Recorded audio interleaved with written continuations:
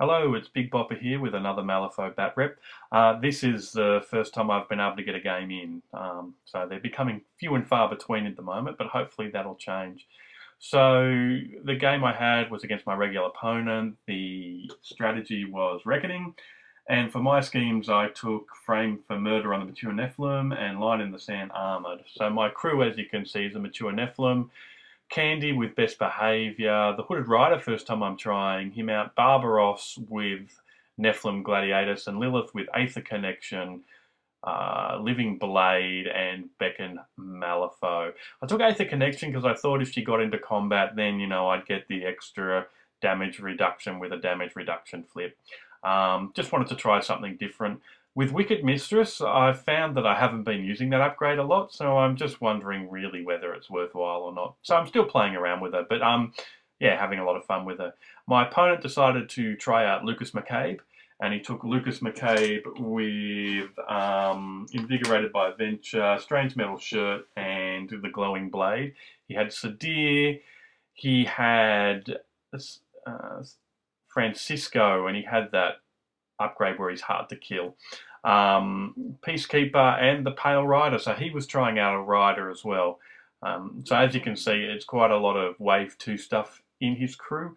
For his schemes, he took Line in the Sand unannounced and Frame for Murder on the on Sadir.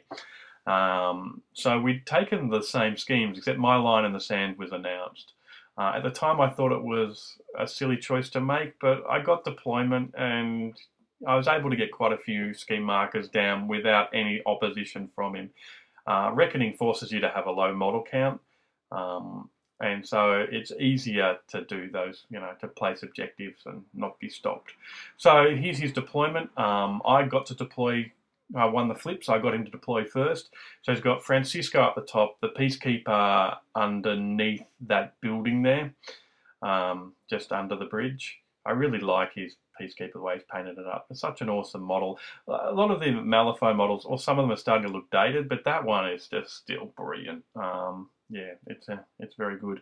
So he's got McCabe and Sadir together in the corner there, and he was just going to push into the centre.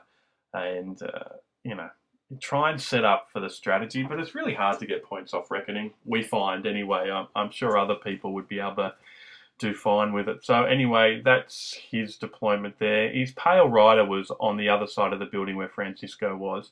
So here's a Hooded Rider and Candy. They're on the far right, so there's nobody opposite them from his crew, and it's obvious they're going to go for Line in the Sand. And then hopefully I'll be able to move them into support. I wanted to keep the Hooded Rider out of the way for a couple of turns so his defences build up with those masks. As you can see, I've got Lilith, the Mature Nephilim, and Barbaros there, really opposite his crew at the other end of the board. It was standard deployment, by the way. And, the idea I had was to try and get the Mature up there as quickly as possible and see if I can cause some mayhem before hopefully getting killed off by his leader or henchman. Yeah, so we'll see how that goes. So this is the end of turn one. We'd all sort of moved up. Lilith had moved Barbaros up. Well, Barbaros moved up, and Lilith moved up, and I did the Entangled Shadows to move the Mature Nephilim up. I had a 12 of Tomes in my hand, so I was going to, when he activated, I was going to jump him over the wall and, hit something and then get a charge off. But my opponent saw it coming. Those black markers are the Illusionary Forest, so to block off Sadir, and he ran McCabe over the other side. I hadn't placed the Mature in cover, and he got slow off on him with McCabe's neck gun, so it was very well done. He actually did a couple of wounds to Barbaros and Lilith. So my Mature only had one action because he was slowed, and I just moved into base contact with those stairs so I would get cover. It's just those little things about the game. I could have positioned him in cover, but I didn't think of that, and it stuffed me up a little bit. There can be sometimes very little margin for error in this game, I'm finding. So as you can see, everything's just pushed up. And Candy and the Hooded Rider are just there, ready turn two to place some markers. I'm actually now considering moving Candy to the left to help out and get within 3 inches of people and move around and mess around with their activation orders, which is always really cool to do. She's very annoying for your opponent like that, and she has a massive amount of control. Even if she doesn't paralyze somebody or give them 3 damage, she forces your opponent to activate models they mightn't necessarily want to in the order. This is the beginning of turn 2. I showed this shot here because my mature Nephilim, my opponent won initiative and gave me first turn. So my mature Nephilim charged into the Peacekeeper, hit it once, and then for the second attack, I cheated in the tome, so I was able to push it back. Then I charged to the side to the Pale Rider. I hit him once on the charge, and I got the trigger, and I pushed him back. Then I charged back across to Francisco. I hit him once, pushed, and then the second attack pushed him back. I kept on getting tomes. Then I charged over to the Pale Rider again, and did some damage, pushed him back even more, and then got the final charge off on the Peacekeeper.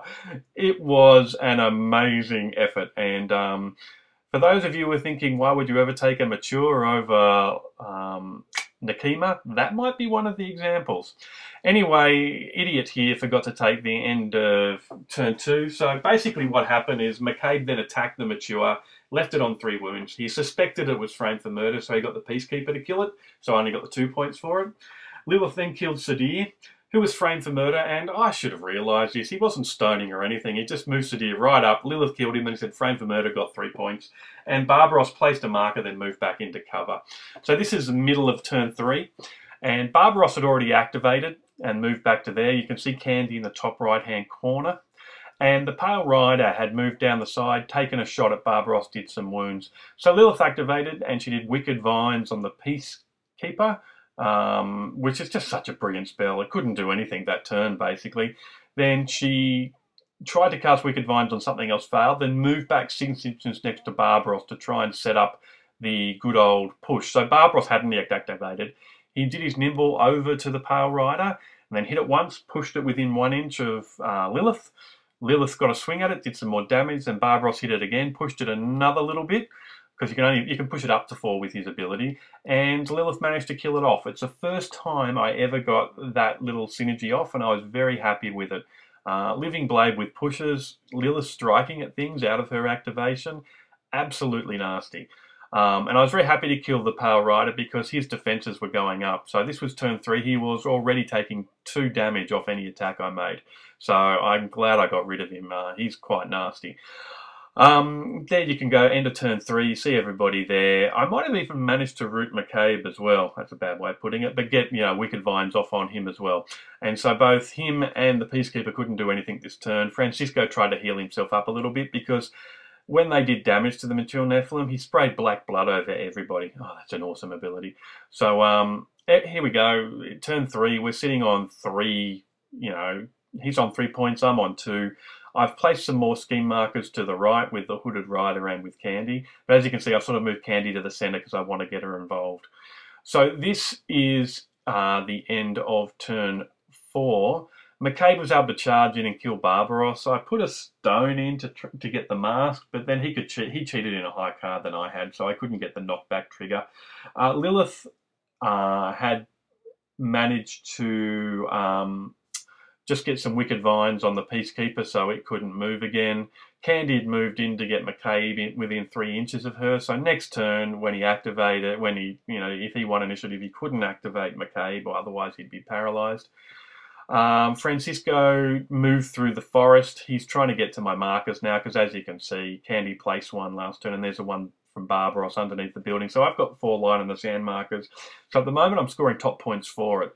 So the fact that none of us have scored any points on Reckoning meant that, it was really going to be one on schemes, and I was ahead at the moment. He'd already placed a line in the sand marker as well. As you can see, there's a Hooded Rider who went up to the building, trotted up to the building and pushed one in. So now he's got 3 masks on his attack and he's got 3 masks on his defense. So at the moment, he's reducing damage by 3. And it's not armor or anything. So things that ignore armor, like Glowing Saber, are not affected by this ability. So the longer the game goes, the harder the riders get to wound, and they do a lot more damage. So this is end of turn 5. He'd moved his Peacekeeper up and did his 0 to get rid of that scheme marker, and that changed my plans for Lilith.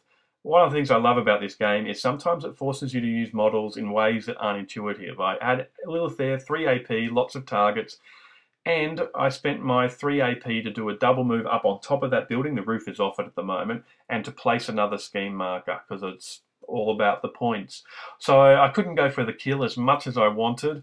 I just moved Lilith up there, put a scheme marker down. I moved my Hooded Rider on top of my other scheme marker to try and protect it. McCabe moved in on Candy and did some damage, and Candy's in a lot of trouble. But, you know, I was again affecting McCabe's activation order. And so next turn I was thinking, oh, I might be able to get the Hooded Rider in now, if it goes to next turn, you know, because he'll have reducing damage by 5, and, you know, he has +3 to his damage, so it should be pretty good. So as you can see, there's a Hooded Rider there. He managed with Francisco to get down another scheme marker for line in the sand. He didn't realise you only get points for having 2 of your announcers, so he thinks he's sitting on some points there when actually he's not, which was a bit unfortunate, but hey, that's the way it goes sometimes. You've got to read those schemes carefully, and I've been caught out a few times with that. Lilith is up there. We put the roof back on just to show, hanging up there, just putting that 4th line of the sand marker in so I can get full points so far. And I got a forest there just to block off the Hooded Rider and make it a bit harder for people to get round. And as per usual with our games, there was a turn 6. So Lilith stayed up on top, and I think I got another Wicked Vines off on the Peacemaker. So I'd kept it pretty much out of the game for a lot of it.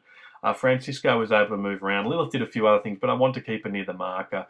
McCabe eventually activated and killed off Candy. And then I moved in the Hooded Rider, and he had +3 to his damage. And he unhorsed McCabe with 2 attacks. Well, actually 2 attacks, and then he did 0 to get an attack at each guy within 3 inches. And got Francisco down to his hard to wound and took McCabe off his horse.